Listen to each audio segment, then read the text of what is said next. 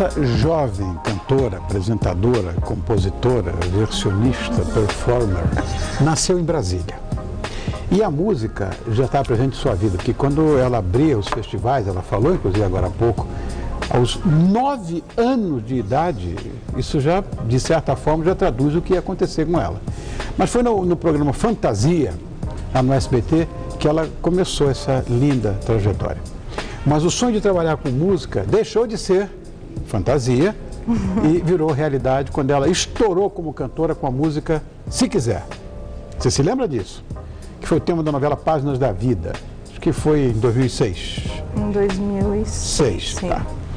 Foram muitos outros os sucessos emplacados, como o seu mais novo álbum, que promete alcançar os ouvidos internacionais, enfim. O seu casamento, a sua filha Maísa, que é motivo de grande alegria, como ela já falou com a gente, ela foi estrela do nosso musical de hoje e agora é a protagonista do nosso papo.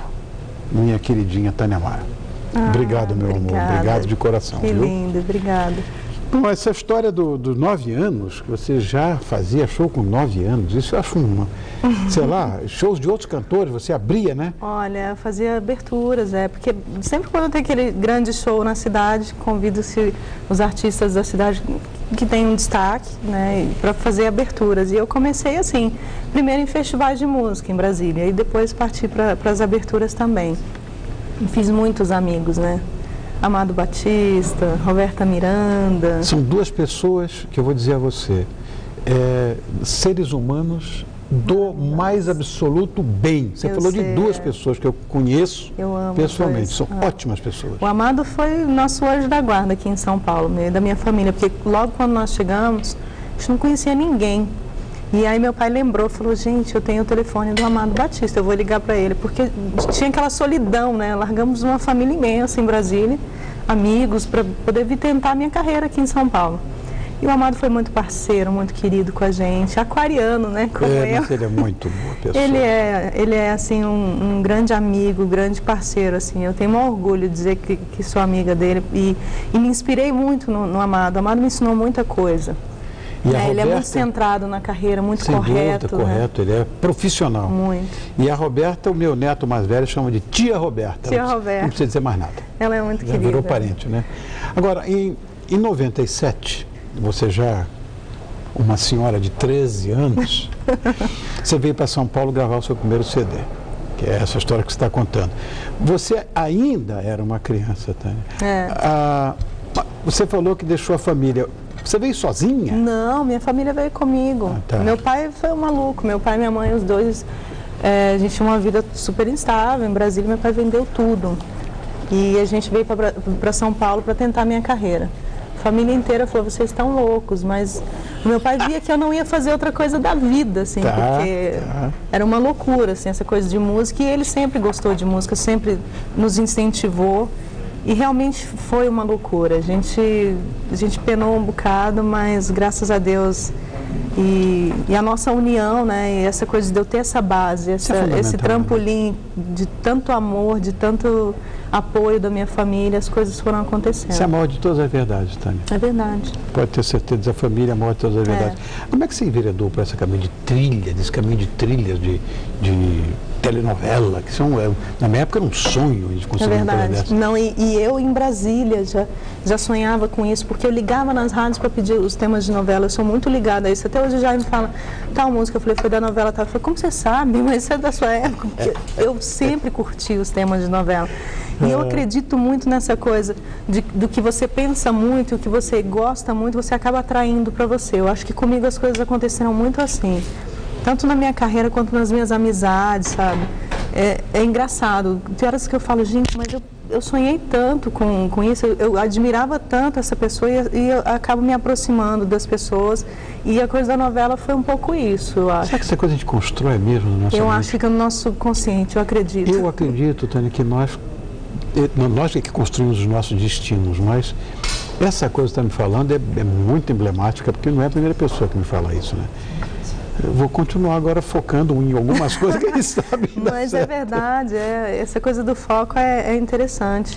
Bom, foram um monte, né? Foram vários temas de novelas globais e álbuns gravados aqui. 7, 8 temas de novela. Mas eu devo também, lógico, a todo um trabalho, mas às amizades. Acho que assim, o Máriozinho Rocha foi figura fundamental, muito querido. Ele sempre... Ele só fala de gente boa, você... E ele dá atenção, né? Ele foi uma pessoa que me deu a oportunidade de ouvir o meu trabalho.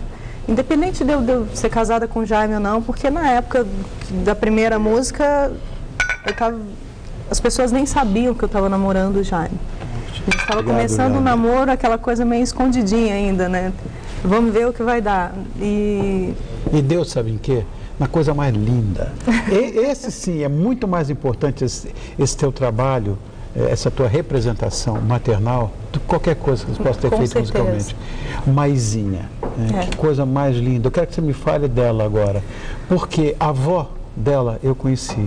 Jaiminho é meu querido, porque eu conheci menor, eu sou mais velho que ele, bem mais velho que ele. Eu tenho 67 anos de idade. Jaiminho, muito bem. Mas Jaiminho é muito mais novo que eu. Eu conheci Jaiminho pequenininho. Eu chamo de Jaiminho até hoje, né? Um senhor pai de família.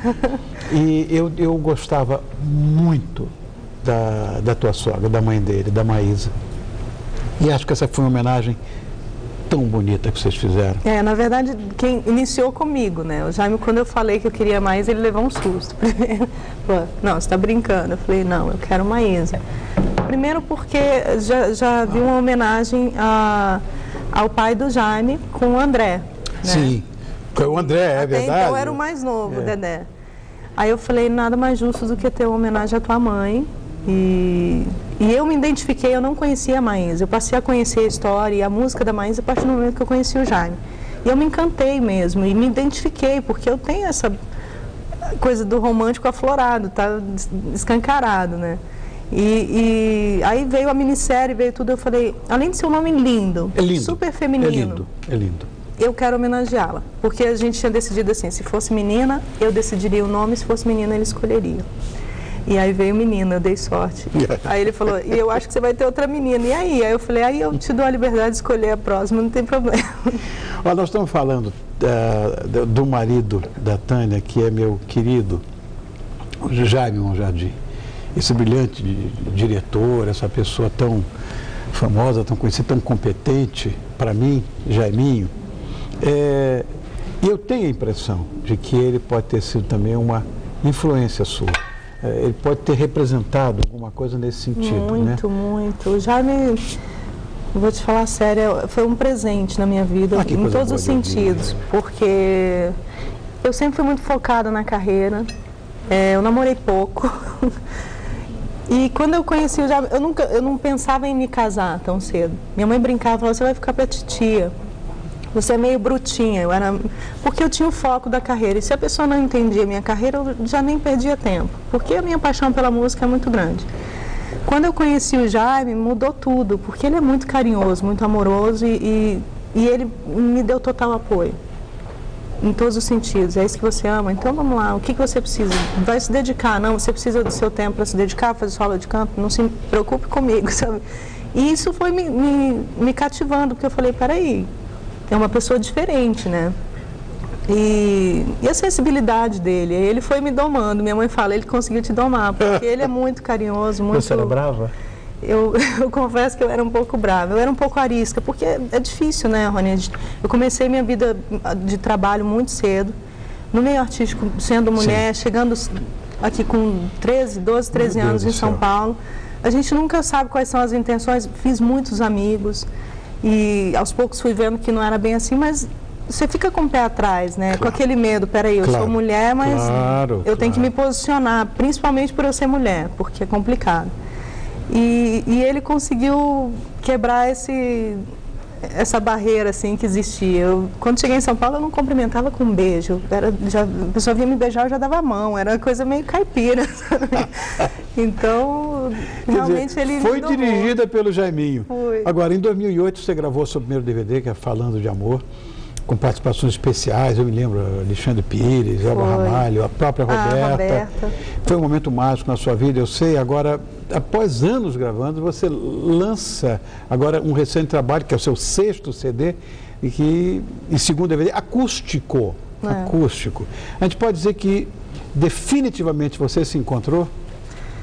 Eu acredito que sim. Eu comentei isso mais cedo. Acho que o artista, ele, principalmente eu comecei muito cedo, a gente demora um tempo para descobrir a nossa identidade, porque existem muitas influências, você admira muita gente, você canta na noite, canta em shows da cidade, quando você não tem um trabalho próprio, e você fica, às vezes, meio tendenciado, né?